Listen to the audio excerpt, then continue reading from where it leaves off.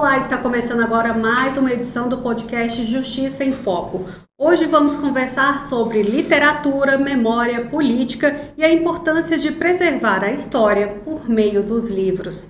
Nosso convidado é Hugo Napoleão do Rego Neto, advogado, ex-deputado federal, ex-senador, ex-governador do Piauí e 3 vezes ministro de Estado, membro da Academia Piauiense de Letras e uma das figuras mais respeitadas da vida pública brasileira. Ele acaba de lançar o livro O Parnaíba Tem Feitiço, obra prefaciada pelo ex-presidente da República, José Sarney, que reúne lembranças, episódios históricos, reflexões e histórias de vidas marcadas pelo afeto, pela política e pelas raízes piauienses. Dr. Hugo Napoleão, é uma grande satisfação recebê-lo novamente aqui no podcast Justiça em Foco. Seja muito bem-vindo. Obrigado pelo retorno e pelo que acaba de dizer. Vamos bater esse papo aqui sobre essa obra que o senhor escreveu, e eu queria que a gente começar, falando sobre o livro, o feitiço, o Parnaíba Tem Feitiço. Eu queria que o senhor falasse um pouquinho para a gente sobre a sua trajetória tão rica, tanto na vida pública quanto na vida política. Por que o senhor decidiu escrever essa obra e em que momento que o senhor percebeu que essas memórias precisavam ganhar as folhas de um livro e também essas memórias serem perpetuadas e serem levadas à frente? Bem, eu achei que depois de tantos anos de atividade, eu deveria deixar um registro. E assim fiz. E por que o Parnaíba tem feitiço? Porque, na verdade, quando eu era estudante no Rio de Janeiro, eu estudava na Faculdade de Direito da Pontifícia Universidade Católica. Me formei em 1967. Mas, num desses anos, eu fui ao Piauí como sempre ia, nas férias. Quando era menino, ia muito, todos os anos, e quando era rapaz, nunca deixei de frequentar e acabei morando. Fui governador 2 vezes. Mas, de qualquer maneira, meu avô, então, eu disse a ele que eu ia ao Parnaíba, ao Piauí. E quando lá cheguei, não havia nenhum tipo de comunicação, a não ser o telegrama, que era muito eficiente e rápido. E eu mandei um telegrama para o meu avô Hugo Napoleão, dizendo: cobriu-me a emoção ao divisar margens Parnaíba. E ele respondeu: cuidado, o Parnaíba tem feitiço. E eu termino justamente no capítulo 7 do livro, dizendo: feliz de mim, enfeitiçado pelo Piauí para sempre. É por isso, aí a explicação. Mas foi uma vida realmente longa e acabei entrando na política por causa do meu avô. Meu avô Hugo Napoleão, pai do meu pai era diplomata, Luísio Napoleão, e fez o Itamaraty, embora tenha sido advogado no começo da vida, mas seguiu a carreira diplomática, tendo sido, inclusive, o primeiro embaixador do Brasil na República Popular da China. E meu avô, então, era deputado federal e líder da maioria, líder do governo do presidente Juscelino Kubitschek. Aí meu último livro, eu fui advogado de JK, e que, muito interessante, é prefaciado pela filha dele, Maria Estela Kubitschek Lopes, que foi casada com Rodrigo Lopes, filho do Lucas Lopes, que era o ministro da Fazenda. E isso me faz lembrar o Lucas Lopes, me faz lembrar o Roberto Campos.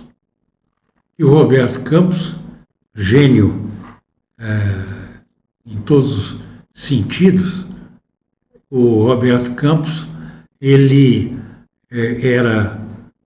dizia que se recordava do capítulo 33 do seu livro, que ele dizia adeus às ostras. E a gente vai lá no capítulo 33, quando justamente o Eugênio Goudin e o Lucas Lopes chamam-no para vir ao Brasil, ele era cônsul lá em São Francisco, na Califórnia. Ele diz: foi aí que eu dei adeus às ostras. Eu pensei que fossem as ostras lá do Oceano Pacífico, lá na Califórnia, São Francisco. Não era. Ele diz: reticências. Foi aí que terminou meu ostracismo. E veio Lucas Lopes, justamente.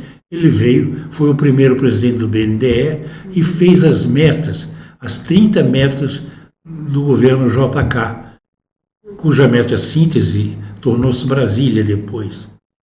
Então, aí que está a situação. Lucas Lopes, por isso a Maria Estela, eu fiz referência por causa do sogro dela. O Lucas Lopes convocou Roberto Campos de volta. Entendi. Roberto Campos, um prodígio sempre. Eu queria que o senhor falasse, assim, o senhor entrou já no mérito da questão do simbolismo, né, do Parnaíba, né, para o nome também da obra, mas eu queria que o senhor falasse também para a gente sobre o que Parnaíba representa na vida do senhor e por que o senhor acredita que tem esse feitiço. Qual é esse feitiço do Parnaíba? Fala um pouquinho mais para a gente. Porque é o seguinte, o povo do Piauí me deu tudo. Porque eu fui, desde deputado federal em 1975, e terminei também deputado federal 40 anos depois, com interrupções para o governo e uma que eu perdi, a eleição, saí em 2015, 75 a 2015, 40 anos. E, em verdade, o Piauí me deu tudo. Deputado federal 2 vezes, governador do Piauí 2 vezes, senador em 4 legislaturas, com o que eu fui ministro da Cultura, da Educação e das Comunicações nos governos do presidente José Sarney e o saudoso presidente Itamar Franco. Falar no presidente José Sarney, eu estive com ele e volta e meia converso com ele pelo WhatsApp. 96 anos de uma profunda lucidez. É inacreditável. Ele faz os exercícios sempre de voz, caminha, faz exercícios, se movimenta, mas está absoluto e rigorosamente lúcido. Sua filha Rosiana, muito amiga da minha esposa, da Leda, que foi presidente da Fundação Educar, era o Mobral da época, e muito amiga da Rosiana desde a infância. Eu queria que o senhor falasse, assim, o senhor já entrou sobre essa questão do ex-presidente, né, José Sarney, ele faz a apresentação da sua obra, né, queria que o senhor falasse um pouquinho sobre, além, assim, um pouco pra gente, assim, sobre o que representa essa amizade para o senhor também, né, e ter um amigo como o ex-presidente José Sarney também, essa amizade longa. Queria que o senhor falasse um pouquinho mais para a gente sobre isso, sobre também ter uma amizade com um nome, também foi um grande protagonista da história do nosso país, junto ao senhor também. É interessante porque eu era senador e havia um amigo meu que era senador por Sergipe, tinha sido governador 4 vezes, por Alagoas, Divaldo Suruagi, de Alagoas. Muito amigo meu, infelizmente veio a falecer, mas era uma pessoa fantástica. Nós dois estávamos cotados para o Ministério da Educação. Nessa época entrou o ex-presidente Aureliano Chaves, com quem depois eu tive alguma diferença, mas foi Aureliano e Marco Maciel, outro grande, saudoso amigo. Meu pai dizia que ele era o ideólogo do partido, que eu entrei no PFL, e o PFL foi formado para fazer aliança democrática. PMDB presidente e Frente Liberal vice, que era o presidente Zé Sarney, que depois ingressou no PMDB. E nós, então, do PFL, nós fizemos esse ingresso e aí nos tornamos amigos. O Sarney terminou me nomeando ministro da Educação. Foi uma interessante e profunda experiência, onde eu tive a oportunidade de fazer com que o vestibular tivesse a inclusão de língua portuguesa como eliminatória, preliminar e eliminatória. Hoje é preciso dizer que o português é indispensável. É uma língua difícil, mas é uma língua que tem os S's, por exemplo, e os cedilhas, às vezes se confundem. E as pessoas costumam errar, e isso não pode acontecer. É preciso saber um bom português, e por isso no vestibular eu instituí dessa maneira. E criei também, porque o vestibular tinha uma situação que eu dizia, não é como a universidade não é como uma montagem de automóveis, em que as coisas se dão. Eu combati as greves universitárias. Então, vamos dizer, numa fábrica, se houver uma greve, para. Mas quando recomeça no mesmo ritmo. Na universidade não é assim, no colégio não é assim. Há um período de adaptação intelectual do aluno ao estudo. Por isso, pelo menos uma semana, a primeira semana deve ser suave, até que ele vá cerebralmente se encaixando, tanto no colégio como na universidade. Isso vale muito, é fundamental, é extremamente importante. E por isso eu fiz com que o vestibular fosse uma coisa direta, e a universidade também. Com certeza. Eu queria que o senhor falasse assim também para a gente sobre um bastidor, né, da história, né, de sua vivência na política. O senhor conviveu com muitos presidentes, né, da República, governadores, parlamentares e outras lideranças. Queria que o senhor contasse alguma história ou episódio que foi narrado no livro, né, que o senhor possa relatar aqui para a gente, para até aguçar ainda mais a curiosidade de quem vai assistir a essa entrevista. Minha amiga, devo dizer o seguinte, eu tive uma vida interessante, e a senhora perguntava da universidade, uma experiência interessante, não é? Sim, exato. Eu digo no livro, com os chefes de Estado estrangeiros com os quais eu tive contato, e os nacionais com os quais eu convivi. Por exemplo, eu tive contato com Bill Clinton, eu tive contato com o presidente George W. Bush, o filho. E uma vez foi interessante porque eu acompanhei o presidente Fernando Henrique Cardoso numa conferência da ALCA em Quebec, no Canadá. E lá, durante os encontros, houve um coquetel seguido de jantar para os 34 chefes de Estado e de governo, ou seja, presidentes e primeiros ministros, como o do Canadá, por exemplo, do próprio país anfitrião. E eu vi lá no coquetel, dando sopa, como a gente diz, o George W. Bush. Me aproximei dele. Me aproximei e conversei. Disse, olha, eu quero dizer, senhor presidente, que eu sou brasileiro, senador do Brasil, mas nascido em Portland, Oregon, Estados Unidos da América. Mas que interessante como foi isso. Meu pai era vice-cônsul do Brasil, na cidade de Portland, lá no Pacífico. Os Estados Unidos só tem 3 estados do Pacífico. A Califórnia, que é muito comprida, o Oregon, o estado de Washington, e Canadá, Vancouver, a fronteira logo ao norte. E eu, então, comentei isso e disse a ele que meu pai tinha sido embaixador do Brasil na China ao tempo em que a mãe dele, o pai dele era embaixador dos Estados Unidos em Pequim, Beijing, como se chama. Ficaram amigos. E minha mãe, Regina, da mãe dele, Bárbara Bush, pai do Bush, pai dele, que foi presidente. Sim. E ele então disse, mas que coisa interessante. Aí chega o Celso Laffer, que era ministro das Relações Exteriores, estava na comitiva, e o Pedro Piva, que era senador suplente do José Serra, estava no exercício. E ele diz, Hugo Napoleão e suas connections.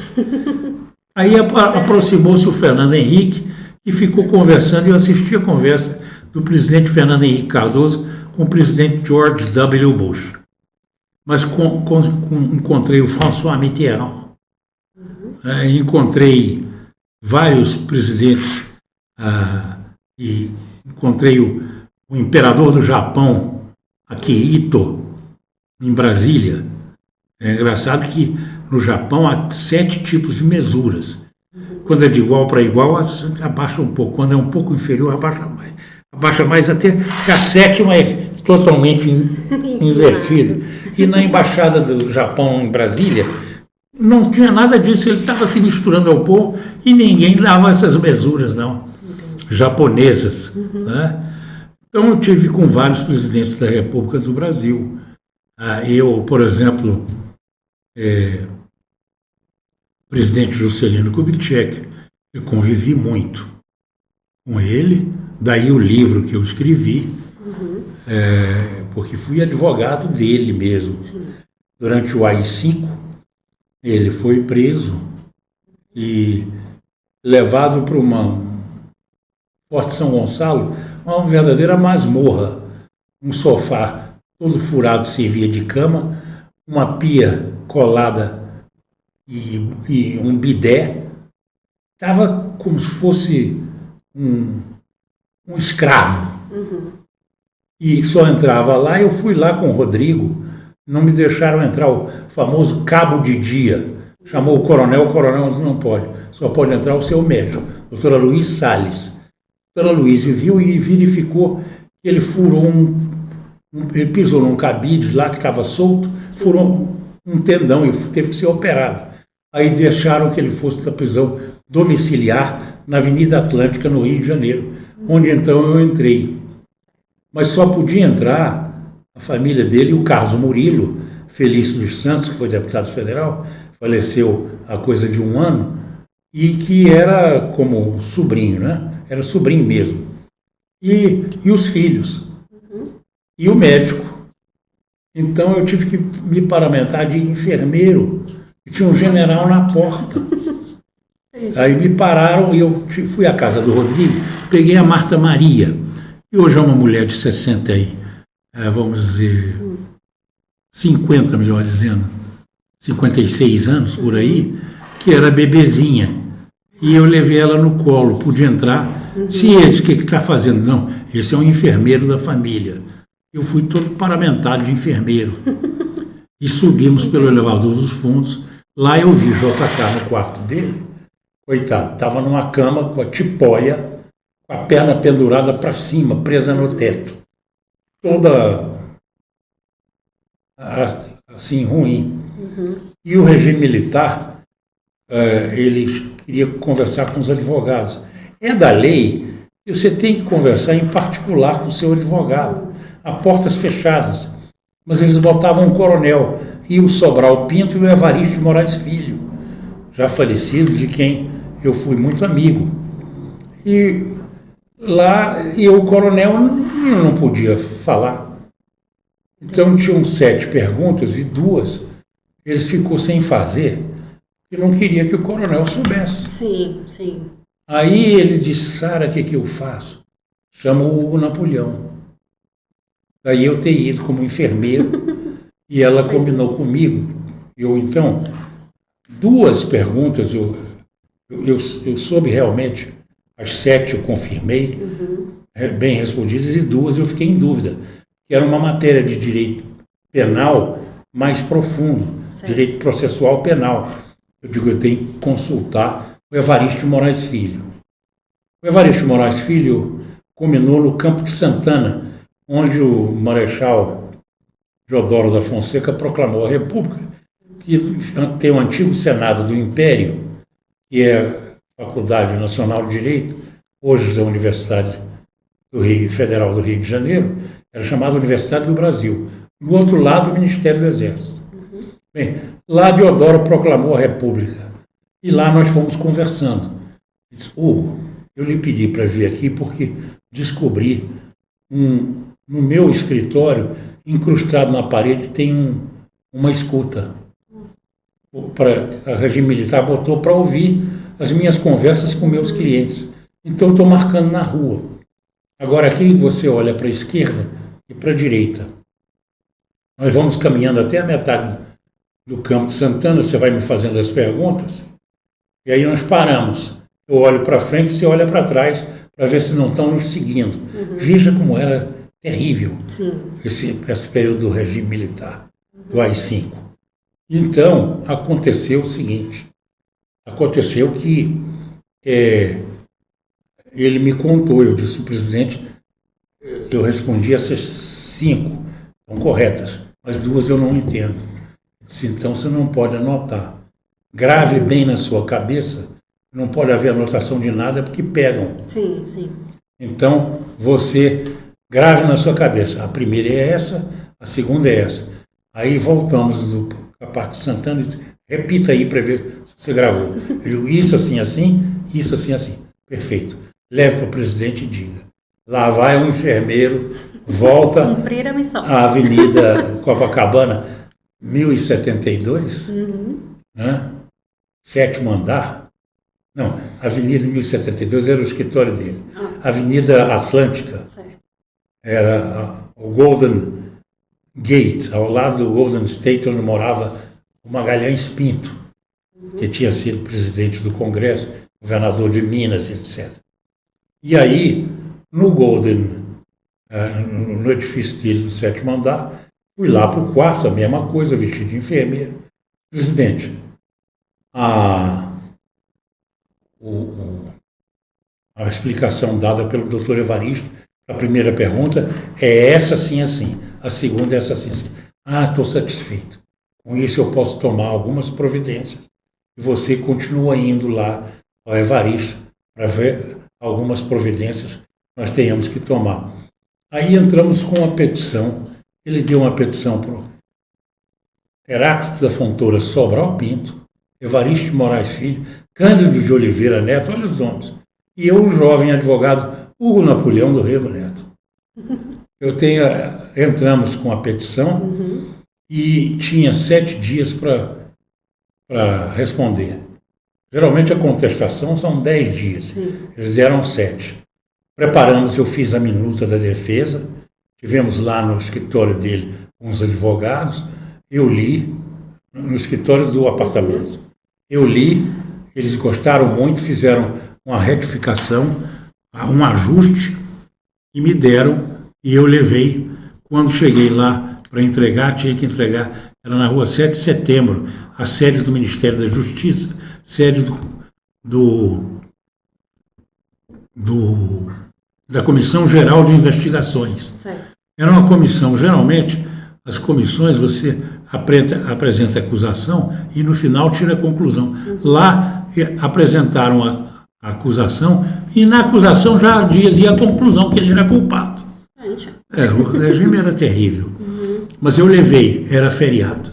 Eu expliquei na portaria e tinha um secretário executivo, cujo nome eu não me lembro, está no meu livro de memórias, o Parnaíba Tem Feitiço, não me lembro aqui agora, e entreguei a ele e pedi que ele abrisse o envelope e passasse o recibo.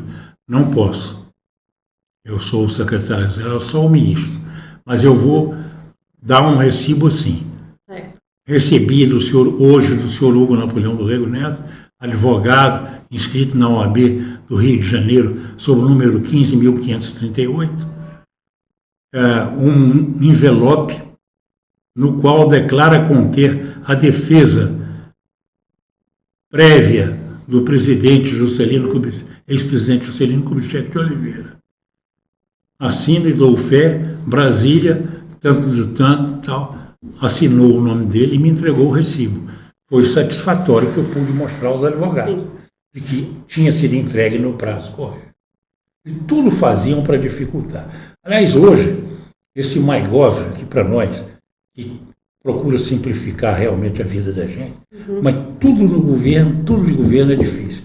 Até para pagar multa, para acertar multa, o governo complica o acesso através do seu celular.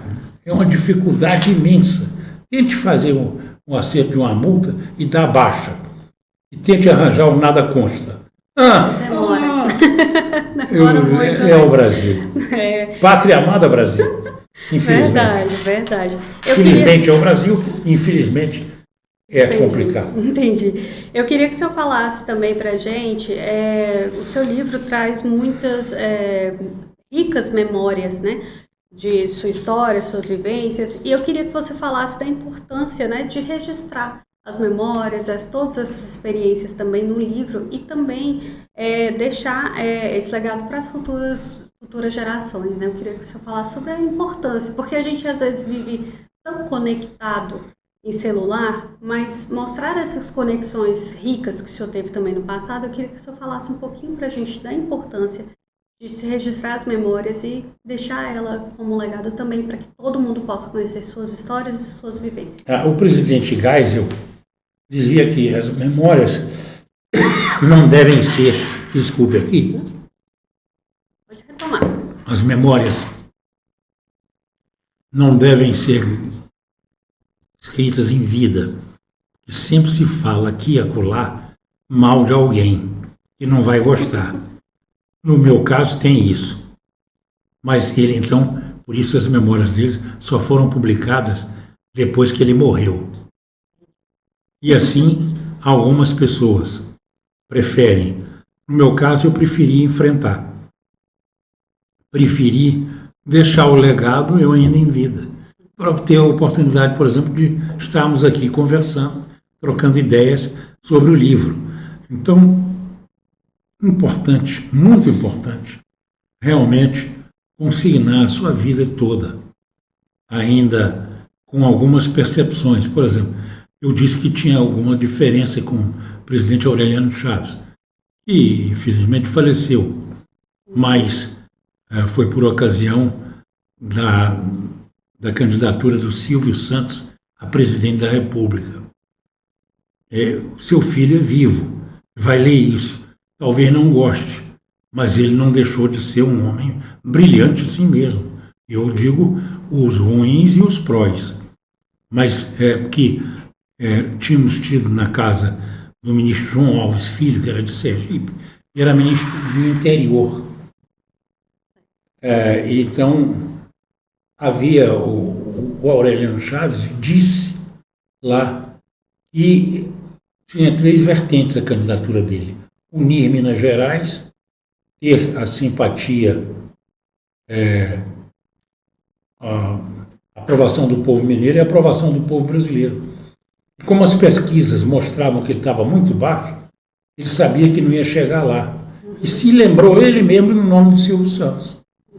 Boa ideia. Quem vai lá? Bem, vão lá, então vamos escolher. Estava o Marcondes Gadelha, estava o Edson Lobão e eu. Vá com o Lobão. E aí nós fomos a São Paulo visitar o Silvio Santos. Tivemos uma longa conversa com ele e ele aceitou. Nessa época, o Collor estava em primeiríssimo lugar nas pesquisas, mais do que Lício Guimarães, mais do que os outros. E quando entrou o Silvio Santos, disparou e passou do Collor. Certamente dizem, eu falo isso tudo no livro, sim, e o Dr. Roberto Marinho, com quem eu tive grande amizade mesmo, cheguei a frequentar. Minha filha hoje, a Patrícia Napoleão do Rego, tem o nome Patrícia Rego, é diretora das organizações Globo, é diretora de afiliadas. Ela hoje, por exemplo, está na Croácia, fazendo uma viagem para estar de férias, mas ela é diretora da Globo. E por isso eu não falo da Globo, nem ironizo, nem nada, por causa da minha filha. Mas, enfim, a Globo, então, o Dr. Roberto Marinho, provavelmente, que o Silvio Santos tinha SBT. Se ele fosse presidente, poderia beneficiar o SBT. Quando o Silvio era um homem magnânime, era um homem muito bom, faleceu e morreu meus amigos. A Patrícia Bravanel sabe disso, a filha, faz os programas, as filhas todas. E até o neto dele, que é cantor. O Tiago, né? O Tiago Abravanel, o Silvio se chamava Cenoura Bravanel. E como era um nome complicado, ele era camelô nas ruas do Rio de Janeiro. Depois é que ele foi para São Paulo. Aí ele disse, não, Cenoura Bravanel é um nome muito complicado para o Brasil. E registrou Silvio Santos, que é um nome fácil de ser absorvido. E assim tornou-se o grande Silvio Santos, que, enfim, manteve um excelente relacionamento comigo. Mas, quando nós voltamos, eu comuniquei ao presidente Aureliano Chaves, por telefone, disse, olha, o Silvio aceitou. O senhor, então, ficou de mandar uma carta renunciando à candidatura, ou devolvendo ao partido. Ele dizia, vou devolver, não vou renunciar. Devolvo a candidatura ao partido. Ele devia estar com filho, família na frente, lá em Belo Horizonte. Disse, carta? Que carta? Se você tiver uma carta, você me responda com outra carta. Ora, ele tinha dito desde o começo para os outros. Sim. E daí a minha censura. Ele não custava ter respondido corretamente. E por uma falha, era um homem forte, violento, corajoso, patriota, bom mineiro, mas falhou nessa hora. Falhou quando não reconheceu aquilo que ele mesmo tinha pedido que nós fizéssemos. Sim. E foi candidato e se deu muito mal. Collor foi eleito. Entendi. O Silvio chegou a ser candidato, mas depois foi obrigado a desistir da candidatura, porque o TSE vedou a candidatura dele, através de um ministro, Francisco Rezec, que depois foi ministro do Supremo, voltou para a vida de advogado, voltou para o Supremo, o único ministro que foi 2 vezes, e o ministro Rezec, com quem eu depois passei até a me dar, passadas as águas, Sim. Né? Claro. Águas passadas não movem moinho, como diz o ditado, então nós passamos a nos dar, a conversar, enfim. Mas isso tudo passou e esses são os fatos verdadeiros. Certo.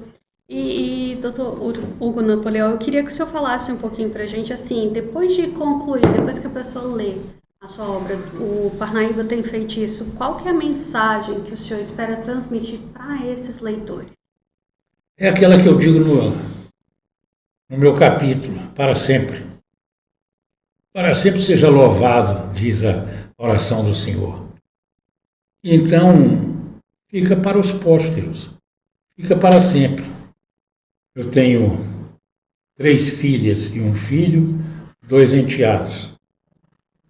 3 netas e um neto, e 2 netos, filhos de um dos enteados, que eu considero como filhos e netos também. E a obra diz isso. Eu digo assim, para Patrícia, Luísio, Maria Paula e Isabela, com Pedro e Eduardo e Dudu. Não, com Marcos e Tiago, com sua Mariana, e para os netos, Maria, Rodrigo, Vitória e Ana Luísa, com, aí sim, Rodrigo e Dudu, que são filhos do enteado Tiago, que é meu associado no escritório de advocacia, daí o nome Napoleão e Tágera, Tiago Tágera, e Napoleão e Tágera é o nome do escritório. Então, eu, no prefácio, antes do prefácio, eu faço essa introdução aos filhos de 2 enteados, aos netos e aos filhos de 2 enteados. São netos da minha mulher, da Leda. E falo na minha primeira mulher também, a Tânia, que teve uma vida toda comigo.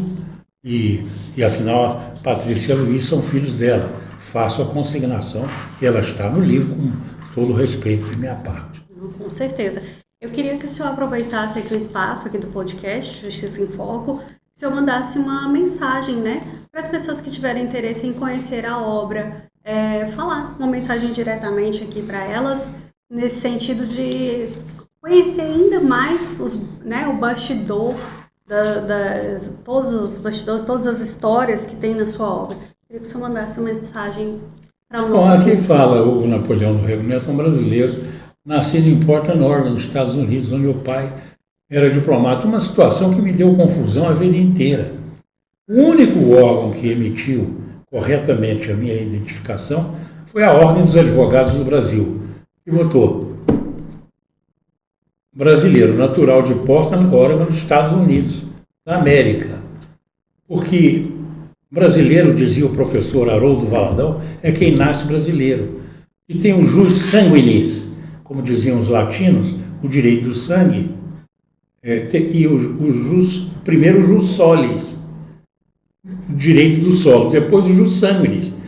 Por isso a Constituição, artigo 12, diz, são brasileiros os nascidos no território nacional e os nascidos no exterior, filho de pai ou mãe brasileira, a serviço do governo.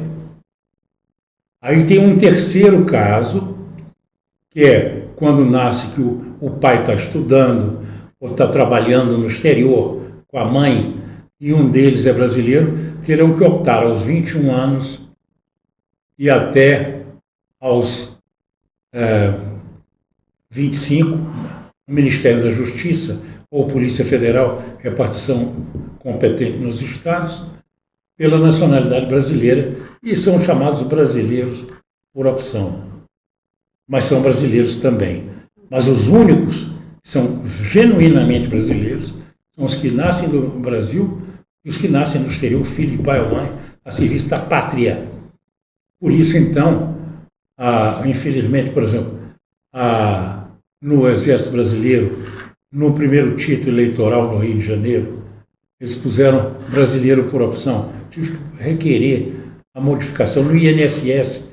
Eu, depois de 30 anos de advogado, receber minha pensão, só recebia se fosse votado brasileiro naturalizado, porque eles não tinham um sistema. Depois eu falei com o ex-presidente do INSS, ele mandou mudar. Vocês deviam, como diz, ler a Constituição. Não consta, como no Tribunal Eleitoral, eu falei para o ministro Lewandowski, que era presidente, foi na Embaixada da Grã-Bretanha aqui em Brasília, eu conheci o ministro, que eu falei com o ministro Lewandowski, e onde eu tive uma boa conversa com a ex-ministra Margaret Thatcher, a grande, uma das grandes estadistas da humanidade. Ela, com João Paulo II e o presidente Reagan foram os três responsáveis pela queda do Muro de Berlim, o fim do comunismo. E hoje só tem 3 países: Coreia do Norte, que é mais uma ditadura, vamos dizer, de pai para filho, Cuba, que é a autêntica, e a China. O regime é comunista, mas ela é capitalista já, com a economia de mercado há muitos e muitos anos. Então a autêntica mesmo é Cuba, ainda. Bem, só sobraram essas 3. Com a queda do Muro de Berlim, as outras foram todas embora. E eu, então, digo que, por exemplo, no meu título da universidade, mesmo na Faculdade de Direito da Pontifícia Universidade Católica, me deram um título como nascido em Belém do Pará. Por quê? A minha certidão é lavrada pelo cônsul do Brasil em Portland, Oregon, nos Estados Unidos. Ela tem que ser verbo ad verbum, palavra por palavra, e tem que ser transcrita num cartório no Brasil. Meu avô veio no avião DC-3 de Washington. Naquele tempo durava 2 dias a viagem, Washington-Rio, e tinha um pernoite em Belém do Pará, onde ele aproveitou, tinha sido advogado lá, e foi visitar o tabelião, casualmente Napoleão como prenome, o meu já é sobrenome, Napoleão Guimarães, e lavrou a certidão de Belém do Pará. Ele dizia: eu, Napoleão Guimarães, titular do cartório em Belém do Pará, certifico que compareceu nessa data Dr. Hugo Napoleão do Rego Neto, trazendo a certidão de nascimento do seu neto, do teor seguinte, abre aspas, República dos Estados Unidos do Brasil, eu, Adolfo Camargo Neves, papapá, e vai por aí afora. E eles, então, puseram que eu tinha nascido em Belém do Pará. Eu tive que requerer a universidade, imagina, Faculdade de Direito. Aí deram direito, Portland, Oregon. Meu título veio com muita luta, corretamente. E, por incrível que pareça, quando eu fui ministro da Educação, Eles me disseram que eu tinha nascido no Rio de Janeiro. Entendi. Eu digo Rio de Janeiro porque eu tinha dado a minha Ordem dos Advogados do Brasil, do Rio de Janeiro. Eles olharam Rio de Janeiro, nascido no Rio de Janeiro. Isso foi tudo para o Wikipedia. Eu disse ao Wikipedia, expliquei tudo. Não é nem Belém do Pará, nem Rio de Janeiro. É Porta Novo. Eu acho que o Wikipedia nunca corrigiu. E eu fiquei aí como 3 locais de nascimento. Muito difícil. Dizia o meu professor de Direito do Trabalho na faculdade, leiam a lei. No Brasil não se lê a lei. Como não se lê a lei, erras como o INSS. Errou, agora foi corrigido no INSS, eu recebo minha pensão como brasileiro nato. Nato. Mas não se lê a Constituição, não se lê a lei. O brasileiro não lê. É lamentável dizer isso, mas está explicado pelos órgãos, porque eu tive vida própria. 7 identidades erradas. 7. Só a da Ordem dos Advogados foi correta. Entendi. Então é isso. Eu sugiro que leiam, porque, como eu digo, o hoje é para sempre. Com certeza. Doutor Hugo Napoleão, eu gostaria de agradecer mais uma vez sua presença aqui no podcast Justiça em Foco. Dizer que os fatos narrados aqui na nossa entrevista são de suma importância, não só para a nossa história, mas também para conhecimento nosso aqui da atualidade e também das futuras gerações. Dizer que o nosso espaço está aberto aqui para o senhor, se eu possa retornar aqui para a gente conversar mais ainda, tá bom? E eu queria agradecer ao senhor a sua presença aqui hoje. Obrigado mais uma vez pela sua permanente atenção. Já não é a primeira, se Deus quiser não será a última. Vamos tocar para frente. Muito boa sorte, obrigado, meus cumprimentos. Tá certinho, obrigada. E para você que continua aqui acompanhando os nossos trabalhos no podcast Justiça em Foco, pode acessar as nossas redes sociais e continuar compartilhando o nosso conteúdo. Até mais!